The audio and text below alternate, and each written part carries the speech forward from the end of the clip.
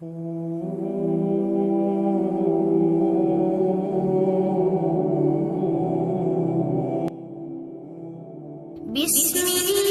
الرحمن الرحيم. أعوذ بالله من الشيطان الرجيم. بسم الله الرحمن الرحيم. وما هذه الحياة الدنيا إلا لهو ولعب. وقال النبي صلى الله عليه وسلم: الدنیا سجن المؤمن وجنت الکافر.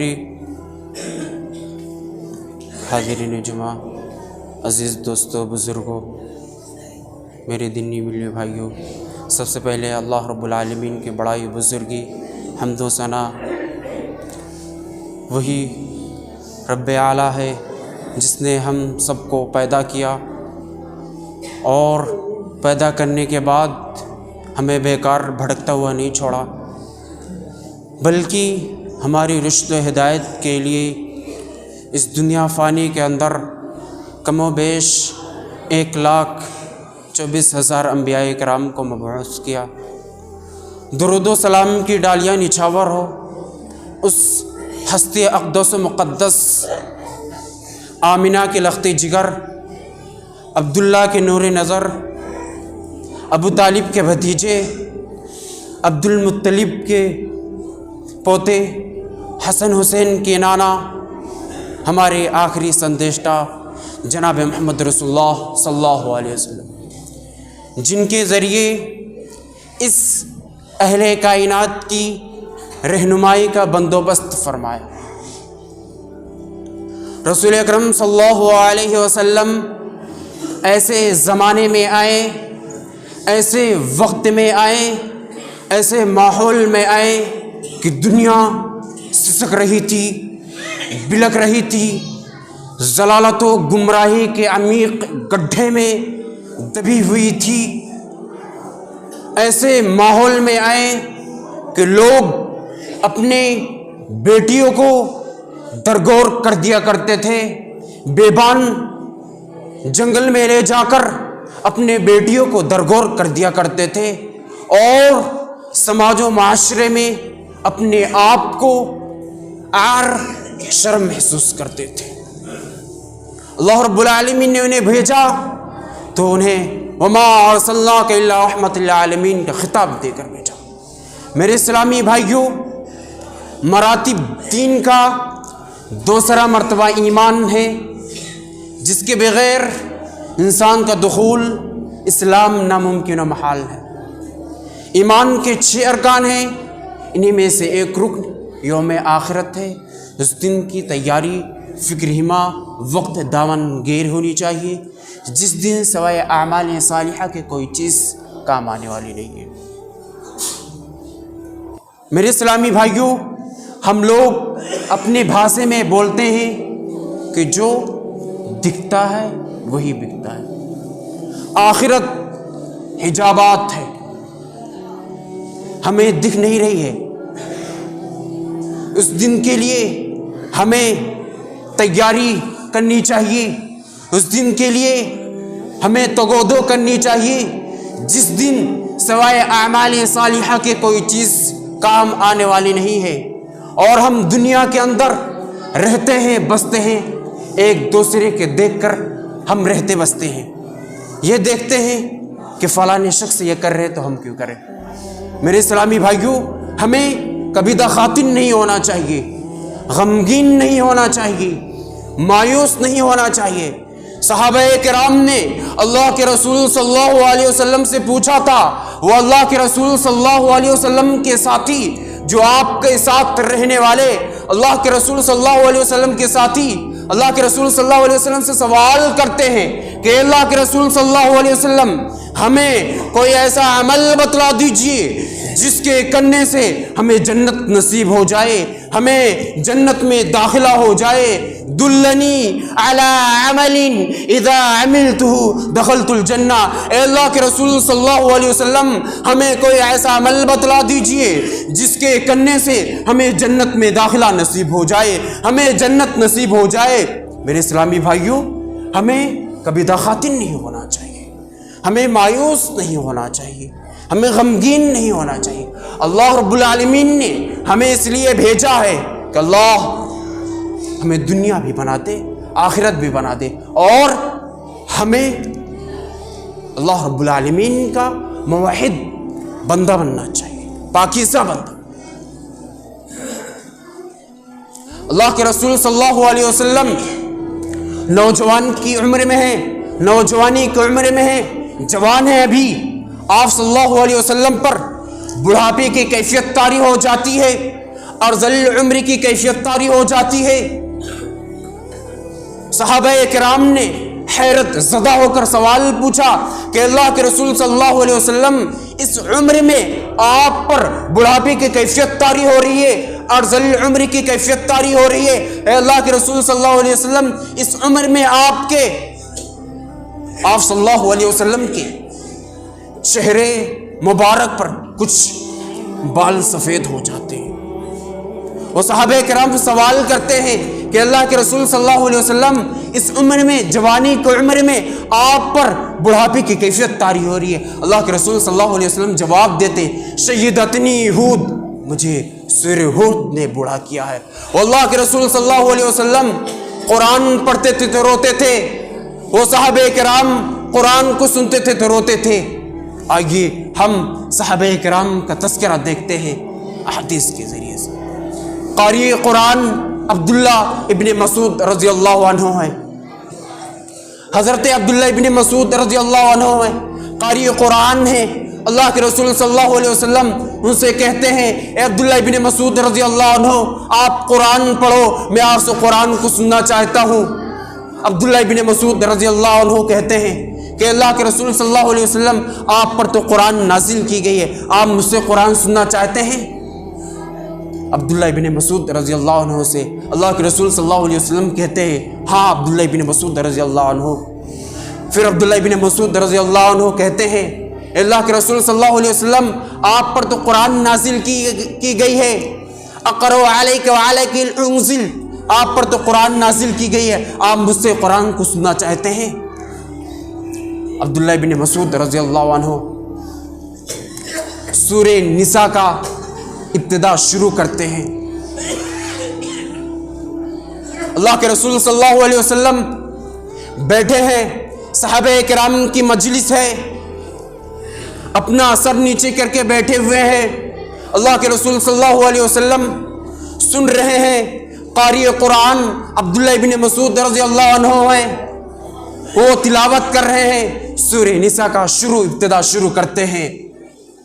جب وہ اس آیت پر پہنچتے ہیں، فَكَيْفَ إِذَا جِئْنَا مِن كُلِّ أُمَّةٍ بِشَهِيدٍ وَجِئْنَا بِكَ عَلَى هَؤُلَاءِ شَهِيدًا، جب اس آیت پر پہنچتے ہیں، عبداللہ ابن مسعود رضی اللہ عنہ قرآن کی تلاوت کر رہے ہیں، جب اس آیت پر پہنچتے ہیں، دیکھتے ہیں اللہ کے رسول صلی اللہ علیہ وسلم بیٹھے ہوئے ہیں، اپنا سر نیچے کر کے بیٹھے ہوئے ہیں، دیکھ رہے ہیں عبداللہ ابن مسعود رضی اللہ عنہ کہ اللہ کے رسول صلی اللہ علیہ وسلم اپنا سر نیچے کر کے رو رہے ہیں، زار و قطار رو رہے ہیں۔ عبداللہ ابن مسعود رضی اللہ عنہ سوال کرتے ہیں کہ اللہ کے رسول صلی اللہ علیہ وسلم، آپ کیوں رو رہے ہیں، آپ کیوں رو رہے ہیں؟ اللہ کے رسول صلی اللہ علیہ وسلم جواب دیتے ہیں، کہتے ہیں، اے عبداللہ ابن مسعود رضی اللہ عنہ، میں اس لیے رو رہا ہوں، اس مناظر کے بارے میں ذکر ہے، اس ہولناکی کے بارے میں ذکر ہے، جس دن کوئی کسی کے کام نہیں آئے گا، تمام امتوں کو اللہ کے رسول صلی اللہ علیہ وسلم کا گواہ بنایا جائے گا۔ آئیے وہ آخرت کا ذکر، وہ آخرت کا فکر ہم نبی کے گھرانے سے دیکھتے ہیں۔ اللہ کے رسول صلی اللہ علیہ وسلم اپنے حجر مبارک میں ہیں، آپ کی زوجہ محترمہ، ہم سبوں کی ماں اما عائشہ صدیقہ رضی اللہ عنہ موجود ہیں، آپ کی زوجہ محترمہ اس حجرے میں موجود ہیں۔ اللہ کے رسول صلی اللہ علیہ وسلم کچھ ضرورت لاحق ہوتی ہے، وہ باہر تشریف لے جاتے ہیں، پھر اندر آتے ہیں، کمرے میں ابو بکر صدیق رضی اللہ عنہ کی بیٹی अम्मा आयशा सिद्दीक़ा रज़ी अल्लाह अन्हा, आपकी ज़ौजा मुहतरमा अम्मा आयशा सिद्दीक़ा रज़ी अल्लाह अन्हा मौजूद ही। अल्लाह के रसूल सल्लल्लाहु अलैहि वसल्लम कमरे में दाखिल होते हैं, देखते हैं कि अम्मा आयशा सिद्दीक़ा रज़ी अल्लाह अन्हा रो रही हैं। अल्लाह के रसूल सल्लल्लाहु अलैहि वसल्लम सवाल करते हैं, माज़ा युबकी की आयशा, आयशा तुम किस वजह से रो रही हो, किस सबब से रो रही हो, किस बिना पर रो रही हो। अम्मा आयशा सिद्दीक़ा रज़ी अल्लाह अन्हा जवाब देती हैं, कहती हैं, ए अल्लाह के रसूल सल्लल्लाहु अलैहि वसल्लम, दुनिया के अंदर आप मुझसे बड़ी मोहब्बतें किया करते हैं, दुनिया के अंदर आप मुझसे बड़ी उल्फतें किया करते हैं, आपकी मैं चाहती हूँ, आप मेरे चाहते हैं। मैं उस दिन के मनाजिर को सोच कर रो रही हूँ, जिस दिन आप मुझे भूल जाएंगे उस दिन अल्लाह का पुलसिरात कायम किया जाएगा, पुलसिरात पर चलना होगा, अल्लाह की अदालत कायम की जाएगी, मीज़ान कायम किया जाएगा, उस दिन आप भी भूल जाएंगे हमें। और यही अम्मा आयशा सिद्दीक़ा रज़ी अल्लाह अन्हा ने सवाल पूछा था, जब मैदान महशर बपा होगा, हम अपने आमाल के बक़द्र पसीनों में डुबकियां लगा रहे होंगे, शराबोर होंगे, आज करोड़ों मील पर सूरज हम उससे शुआएं हासिल करते हैं, उस दिन हमारे सर पर होगा सूरज, हम डुबकियां लगा रहे होंगे, मैदान महशर बपा होगा, उस दिन मादरजाद नंगे होंगे, औरतें भी नंगी होंगी, मर्द भी नंगे होंगे। और अल्लाह रब्बुल आलमीन ने अपने पवित्र ग्रंथ में फरमाया, यौम यफ़िरुल मरउ मिन अख़ीहि व उम्मिही व अबीही व साहिबतिही व बनीही लिकुल्लि इम्रिइन मिनहुम यौमइज़िन शअन युग़नी। उस दिन आदमी अपने भाई, अपने माँ, अपने बाप, अपनी बीवी, अपनी औलाद से भागेगा, हर एक को ऐसी फिक्र दामन घेर होगी जिसे बेपरवाह बना देगी। आज दुनिया के अंदर हम अपने बेटे के लिए क्या क्या नहीं कर गुजरते हैं, हलाल और हराम की तमीज नहीं करते हैं। वो माँ जो हमें बचपन की हालत में अपने गीले बिस्तर पर सोकर हमारे नाज़ो नाम को बर्दाश्त करके इस लायक बनाया, और दुनिया में जिसे मोहब्बत का मरकज़ करार दिया जाता है, और अल्लाह रब्बुल आलमीन ने अपने कलाम मुक़द्दस में फरमाया, वक़ज़ा रब्बुका अल्ला ताबुदु इल्ला इय्याहु व बिल वालिदैनि इहसाना इम्मा यब्लुगन्ना इंदकल किब्र अहदुहुमा औ किलाहुमा फला तक़ुल लहुमा उफ़्फ़िन वला तनहरहुमा व क़ुल लहुमा क़ौलन करीमा। वो बाप भी काम नहीं आएगा। आज वो दुनिया के अंदर बाप अपने बेटे के लिए क्या क्या नहीं कर गुजरता है। ये दुनियावी जिंदगी, मेरे इस्लामी भाइयों, ये दुनियावी जिंदगी महज एक खेल तमाशा है। अल्लाह रब्बुल आलमीन ने फरमाया, वमा हाज़िहिल हयातुद दुनिया इल्ला लहु व लइब। ये दुनियावी जिंदगी महज एक खेल तमाशा है। ये दुनियावी जिंदगी आर्जी जिंदगी है, दामी जिंदगी वही जिंदगी है, आखिरत की जिंदगी है। अल्लाह के रसूल सल्लल्लाहु अलैहि वसल्लम ने फरमाया, लौ कानतिद दुनिया तादिलु इंदल्लाहि जनाह बऊज़तिन सक़ा काफिरा मिनहा शुरबतन माइन। यानी दुनिया के अंदर अगर एक मच्छर के पर के बराबर भी होती तो काफिर एक घूंट पानी न पिलाता। और अल्लाह के रसूल सल्लल्लाहु अलैहि वसल्लम ने फरमाया, अद्दुनिया सिजुल मुमिन व जन्नतुल काफिरी। दुनिया मोमिन के लिए कैद खाना है और काफिर के लिए जन्नत है। यानी इन हुदूद शरइय्या में रहकर एक मोमिन जिंदगी गुजार सकता है, जिन्हें अल्लाह रब्बुल आलमीन ने नाफिज किया है। और अल्लाह रब्बुल आलमीन ने अपने पवित्र ग्रंथ में फरमाया, मन कान युरीदु हर्सल आखिरति नज़िद लहु फी हर्सी व मन कान युरीदु हर्सद दुनिया नुअतिहि मा लहु फिल आखिरति मिन नसीब। जिसका इरादा आखिरत की खेती का हो, हम इसकी खेती में तरक्की देंगे, और जो दुनिया की खेती का तलब रखता हो, इसे इसमें से कुछ दे देंगे जिसकी तकदीर में लिख दी है। यहाँ पर जितने भी लोग बैठे हुए इस छत के नीचे सब किसानी होंगे। आप लोग खेत को जोतते हैं, जोतने के बाद फिर इसमें बीज डालते हैं, बीज डालने के बाद पानी चलाते हैं। हमारा एक मिशन होता है उस खेत के लिए, चाहे वो हमारे घर में अनाज आए या ना आए, چاہے قحط سالی کی وجہ سے سوکھا پڑ جائے یا باڑھ آئے بہہ جائے. ہمارا ایک مشن ہوتا ہے اس کھیت کے لیے. ہم کتنی محنت و مشقت تگ و دو کرتے اس کھیت کے لیے, اس سے کہیں زیادہ ہمیں اس آخرت کے بارے میں فکر مند ہونا چاہیے میرے اسلامی بھائیوں. جس دن کوئی کسی کا کام نہیں آئے گا, اور ہم یہاں جو بھی کام کریں گے اللہ کے بارگاہ رب جلیل میں آ کر کریں گے, اس دن اللہ رب العالمین اضعافا مضاعفہ کئی گنا بڑھا چڑھا کر اجر ثواب عطا فرمائے گا. اب ہمیں خود سوچ لینا چاہیے آخرت بننے میں ہے یا دنیا بننے میں. آئیے ہم دیکھتے ہیں دنیا کی حقیقت. ترمذی کی ایک روایت ہے, اللہ کے رسول صلی اللہ علیہ وسلم اور صحابہ کرام ایک سفر میں جا رہے تھے. آپ کے ساتھ صحابہ کرام میں آپ کے ساتھی سفر میں جا رہے تھے. اللہ کے رسول صلی اللہ علیہ وسلم ایک مردار بچے کے پاس جا کر کھڑے ہو گئے. علی الصخلۃ المیتہ, ایک مردار بچے کے پاس جا کر کھڑے ہو گئے. بکری کا بچہ مرا ہوا پڑا تھا. اللہ کے رسول صلی اللہ علیہ وسلم نے کہا کہ اس بکری کے بچے کو کون لے گا؟ صحابہ کرام نے کہا اے اللہ کے رسول اس کو کون لے گا؟ یہ تو بکری کا بچہ مرا پڑا ہوا ہے, اسے ہم لے جا کر کیا کریں گے؟ پھر اللہ کے رسول صلی اللہ علیہ وسلم نے کہا چلو کم دام میں دے دینا.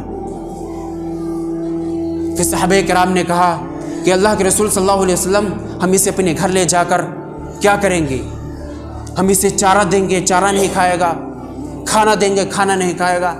اللہ کے رسول صلی اللہ علیہ وسلم نے کہا کہ جس طرح یہ بکری کا بچہ مرا پڑا نظر آ رہا تمہیں, اس سے کہیں زیادہ دنیا کی زندگی ذلیل ہے, اس سے کہیں زیادہ دنیا کی زندگی وقات و حیثیت میں. میرے اسلامی بھائیوں, اب ہمیں خود سوچ لینا چاہیے کہ دنیا کی زندگی یہ عارضی زندگی ہے, دائمی زندگی آخرت کی زندگی ہے.